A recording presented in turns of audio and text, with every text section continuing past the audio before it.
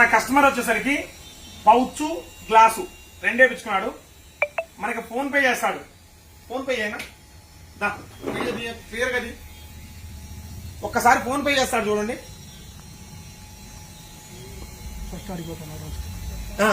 అక్కడ స్కాన్ చేస్తాడు చూడండి.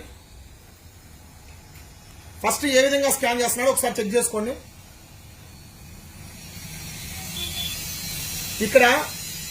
ఇక్కడ చూడండి, మెయిన్ ఫోన్ పేలో ఏం పేరు వచ్చిందో మొత్తం చూసుకున్నాడు.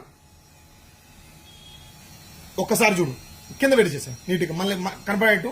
ఎందుకంటే మీరు చూడండి ఒకసారి, బయట ఫ్రాడ్ స్కామ్స్ ఎలా జరుగుతుంది. ఖచ్చితంగా ఇది షాపుల వాళ్ళకి మాత్రమే. ఎందుకు చూడాల్సింది ఏంటంటే, ఇప్పుడు ఫోన్ పేలో డబ్బులు కొట్టించుకుంటున్నారు. డబ్బులు కొట్టించుకోవడం వల్ల ఎలా ఫ్రాడ్ చేస్తున్నారు అనేది మీకు బయటపడడం కోసం ఈ వీడియో చేస్తున్నా. ఒకసారి దానికి కానీ ఇక్కడ ఒకటి ఫేక్ పే, ఫోన్ పే లాగానే ఉంటుంది సేమ్.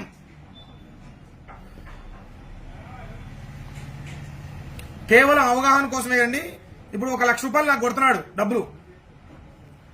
చూడండి, శబ్దం కూడా వచ్చింది కొట్టినట్టు.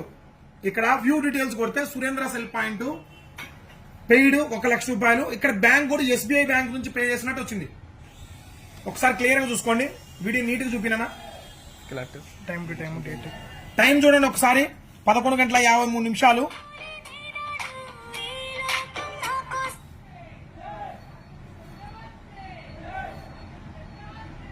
11:53. Date 26 July 2024.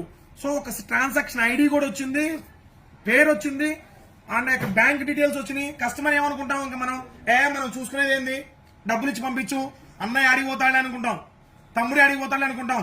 కానీ ఇక్కడ ఫేక్ పే చేసింది. ఒకసారి చూడండి, యాప్ చూడండి. ఇది ఏం పని చేయదు.